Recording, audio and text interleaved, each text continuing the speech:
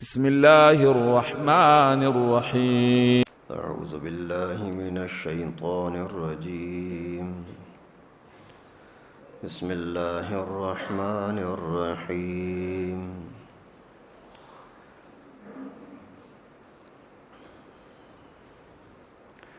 ربنا إنك من تدخل النار فقد أخزيته وما للظالمين من أنصار. ربنا إننا سمعنا مناديا ينادي للإيمان أن آمنوا بربكم فآمنا. ربنا فاغفر لنا ذنوبنا وكفر عنا سيئاتنا وتوفنا مع الأبرار. ربنا وآتنا ما وعدتنا على رسلك ولا تخزنا يوم القيامة إنك لا تخلف الميعاد. صدق اللہ العلی العظیم. سورہ آل عمران کا 20واں رکوع آخری رکوع چل رہا ہے.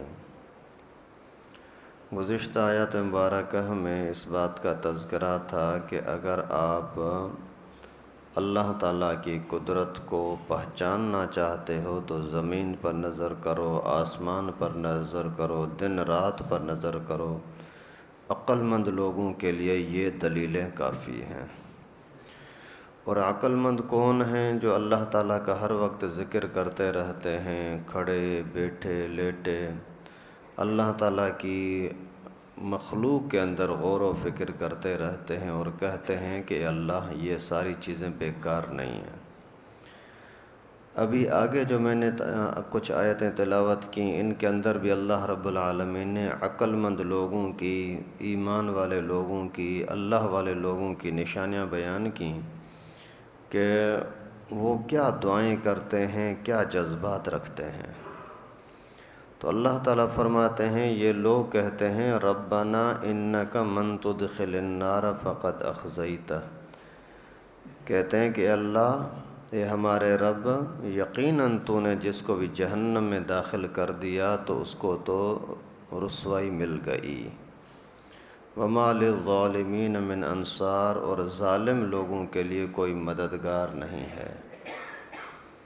یعنی عقل مند لوگ اس بات کو سمجھتے بھی ہیں، دعائیں بھی کرتے ہیں، لوگوں کو بھی سمجھاتے ہیں کہ جہنم بڑی ذلت اور رسوائی کی جگہ ہے، اور جہنم سے بچنے کا طریقہ یہ ہے کہ اللہ تعالیٰ کا ذکر کرتے رہو، اللہ تعالیٰ کو یاد کرتے رہو، اور اللہ تعالیٰ کی مخلوق میں نظر کرتے رہو.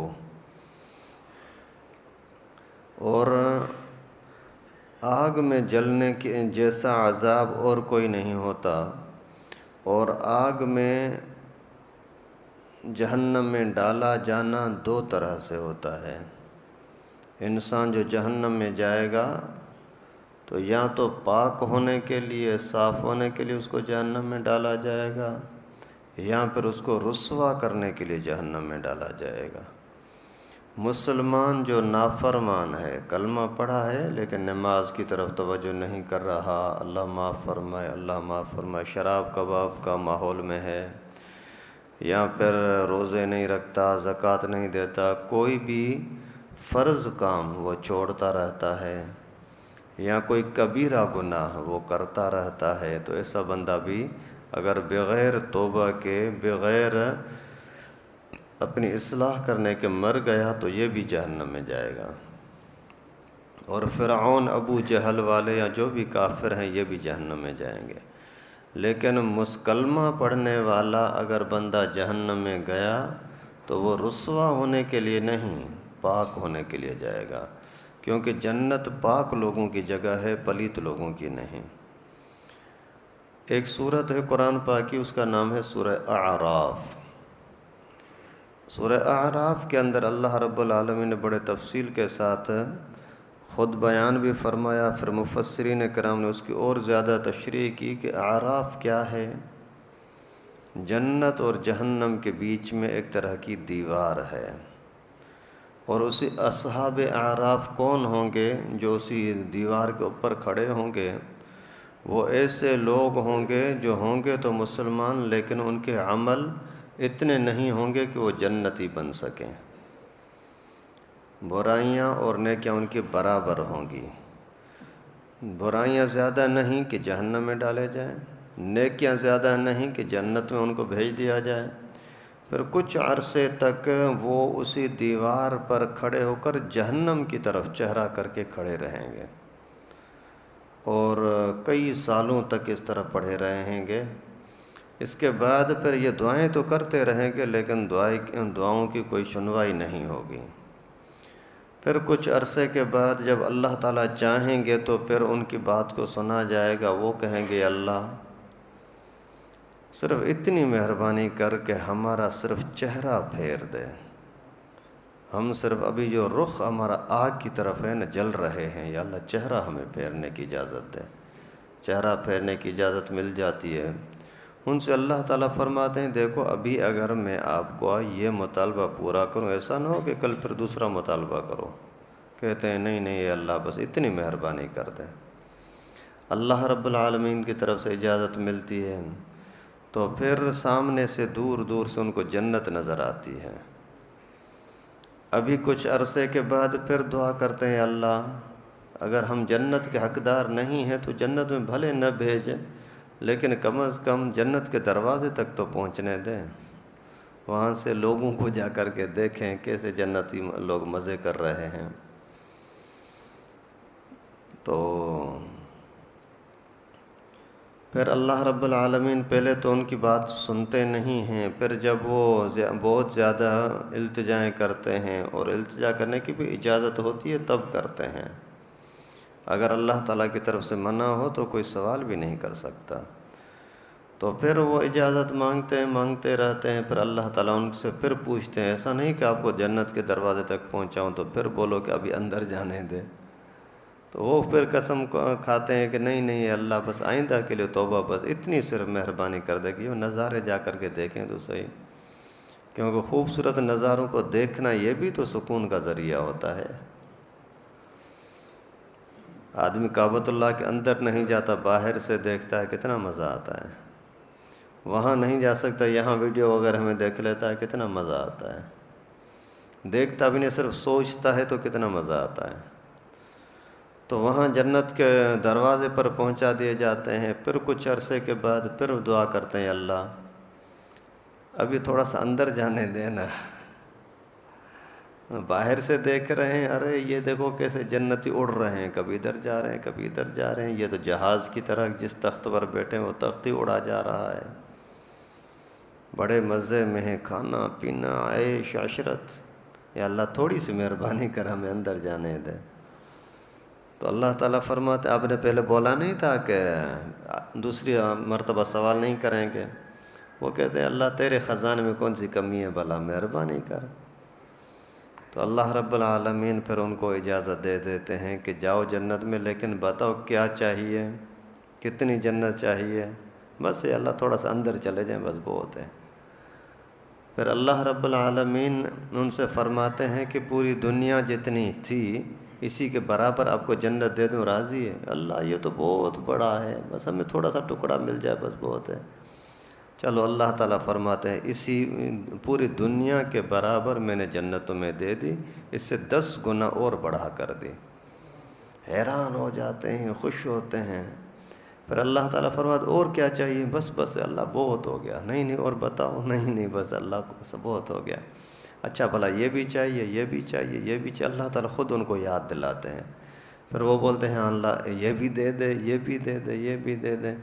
پھر اس طریقے سے جو ان کی خواہش ہوتی ہے وہ بھی پوری ہوتی ہے۔ اللہ تعالیٰ خود ان کو بتاتے ہیں، وہ پھر مانگتے ہیں، وہ بھی ان کو دیا جاتا ہے۔ تو اس طریقے سے یعنی پہلے یہ جنت کے حقدار نہیں تھے، لیکن جب تک یہ وہاں جلتے رہے اور وہاں کڑھتے رہے اور جنت سے محروم رہے تو پھر پاک ہو گئے، تو پھر جنت میں آ گئے۔ جہنم میں جانا کافروں کا رسوائی کے لیے ہوتا ہے، مسلمانوں کا پاک ہونے کے لیے ہوتا ہے۔ ایک اور حدیث مبارکہ میں آتا ہے کہ جو کلمہ پڑھنے والے مشرک نہ ہوں، مشرک کبھی جنت میں نہیں جائے گا، کافر کبھی بھی جنت میں نہیں جائے گا۔ مشرکوں کو کلمہ پڑھنے والے نافرمانوں کو جہنم میں ڈالا جائے گا۔ پھر جب تک ان کا مقدر ہوگا وہاں جلتے رہیں گے، یہاں تک کہ حدیث شریف میں آتا ہے کہ وہ جل کر کے بالکل کوئلے کی طرح، راکھ کی طرح جل جائیں گے۔ اللہ تعالیٰ حفاظت فرمائے۔ یہ انسانوں کی باتیں ہو رہی ہیں، تم اور ہم جیسے لوگوں کے لیے باتیں ہو رہی ہیں اگر لاپرواہی کی۔ اللہ تعالیٰ حفاظت فرمائے، اللہ تعالیٰ اپنا فضل فرمائے۔ تو وہاں بالکل کوئلے کی طرح، راکھ کی طرح بن جائیں گے، جتنے ہزاروں سالوں تک ان کے مقدر میں یہ عذاب ہوگا وہ عذاب جھیلتے رہیں گے۔ پھر جب عذاب اس کی مدت ختم ہو جائے گی، ابھی پاک ہو جائیں گے، تو پھر ان کو نکالا جائے گا۔ کس طریقے سے نکالا جائے گا کہ اللہ رب العالمین ان کو جہنم سے نکال کر کے باہر لے آئیں گے۔ پھر ان کو آب حیات کے ساتھ، زندگی والے پانی کے ساتھ ان کو نہلایا جائے گا۔ اللہ کے نبی نے فرمایا پھر وہ یہ مردہ، یہ کوئلہ، راکھ ایسے پھر اگنے لگے گی اور زندہ ہونے لگے گی، جیسا کہ تم دیکھتے ہو کہ زمین سے نکلنے والا پودا ہرا بھرا خوبصورت ہو کر کے اور تیار ہو جاتا ہے۔ پھر یہ بھی مکمل تیار ہو کر کے پورا انسان بن جاتا ہے، پھر ان کو بھی جنت میں بھیج دیا جاتا ہے۔ تو جو بندہ جہنم میں گیا، یہ مسلمان بندے عقل مند لوگ کہتے ہیں اللہ جو جہنم میں چلا گیا وہ تو وہ رسوا ہو گیا، اور ان کا کوئی مددگار بھی نہیں ہوگا تیرے فضل کے بغیر۔ اور کہتے ہیں ربنا اننا سمعنا منادیا ینادی للایمان ان آمنوا بربکم فآمنا، کہتے ہیں اللہ ہم نے سنا تھا ایک پکارنے والے کو جو پکار رہا تھا ایمان کی طرف کہ ایمان لے آؤ اپنے رب پر، تو ہم ایمان لے آئے۔ ربنا فاغفر لنا ذنوبنا، اے اللہ ابھی ہمارے گناہوں کو معاف کر دے، وکفر عنا سیئاتنا، ہماری غلطیوں کو مٹا دے، وتوفنا مع الابرار، اے اللہ ہمیں نیک لوگوں کے ساتھ موت دینا۔ یہ بھی ایمان والوں کی نشانی ہے، عقل مند لوگوں کی نشانی ہے کہ اس طرح کی دعائیں کرتے ہیں کہ اے اللہ ہم نے جب کسی پکارنے والے کو سنا تو ہم ایمان لے آئے۔ پکارنے والا کون ہے؟ قرآن بھی پکارنے والا ہے کہ آ جاؤ دین کی طرف، اللہ کے نبی بھی پکارنے والے ہیں کہ دین کی طرف آ جاؤ۔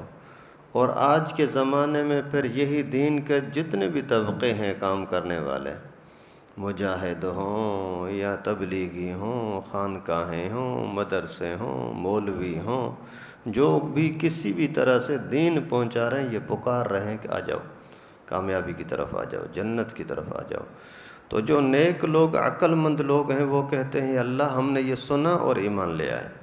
جب ہم ایمان لے آئے تو ابھی اپنی مہربانی کر دینا ہمارے اوپر کہ ہمارے گناہوں کو معاف کر دے، ہماری غلطیاں کوتاہیاں مٹا دے، ختم ہو جائیں، اور ہمیں نیک لوگوں میں شامل فرما۔ یہ بھی اہم ترین دعا ہے کہ آدمی اللہ تعالیٰ سے دعائیں کرتا رہے کہ اللہ مجھے نیک لوگوں میں شامل فرما۔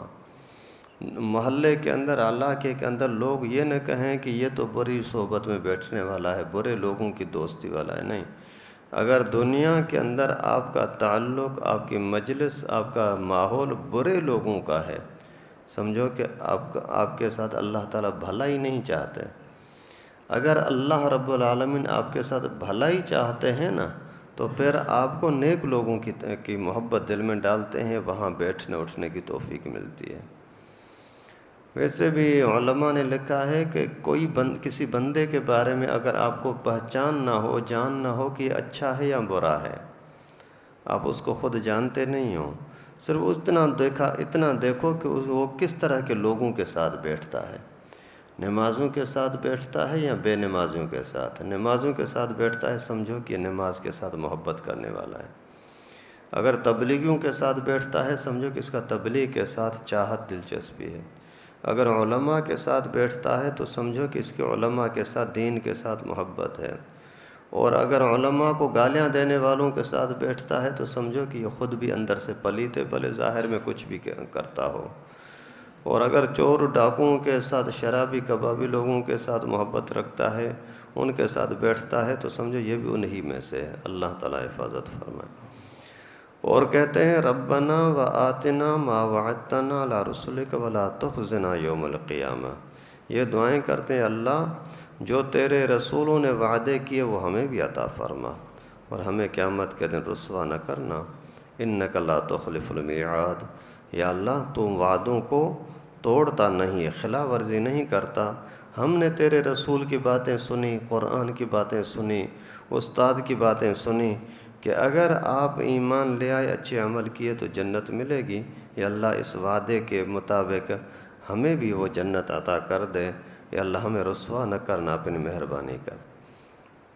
فاستجاب لهم ربهم، تو اللہ تعالیٰ نے ان کی ان دعاؤں کو قبول کر لیا، اور فرمایا انی لا اضیع عمل عامل منکم من ذکر او انثی، میں تو کسی بھی عمل کرنے، کام کرنے والے کا کام، عمل ضائع نہیں کرتا، بھلے مذکر کا ہو یا مؤنث کا۔ بعضکم من بعض، تم میں سے کچھ کی اولاد ہیں اور اس کے ساتھ تعلق رکھنے والے ہیں، میں کسی کا عمل ضائع نہیں کرتا۔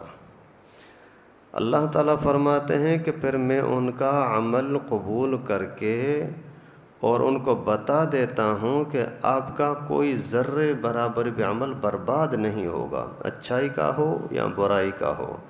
برا ہوگا تو بھی حساب ہوگا، اچھا ہوگا تو بھی حساب ہوگا، مذکر کرے یا مؤنث کرے، عورت کرے یا مرد کرے، اس کا کوئی بھی عمل خراب نہیں ہوگا۔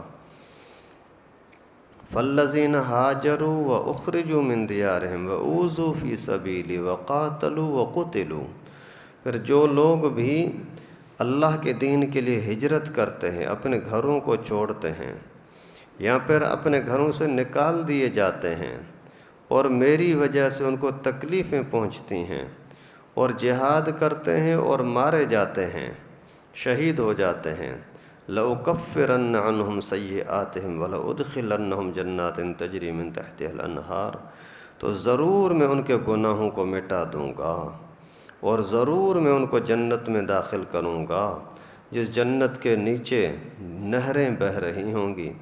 ثواب من عند اللہ، یہ سارا کچھ اللہ کی طرف سے اجر اور ثواب ہوگا۔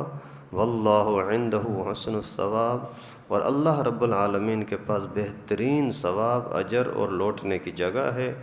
اگر اللہ کے لیے آپ ایمان لے آئے، اللہ کے لیے آپ نے ہجرت کی، اللہ کے لیے گھروں کو چھوڑنا پڑا تو چھوڑ دیا، اللہ کے لیے جہاد کرتے رہے، تمہارے گناہ بھی معاف اور جنت کے بھی حقدار۔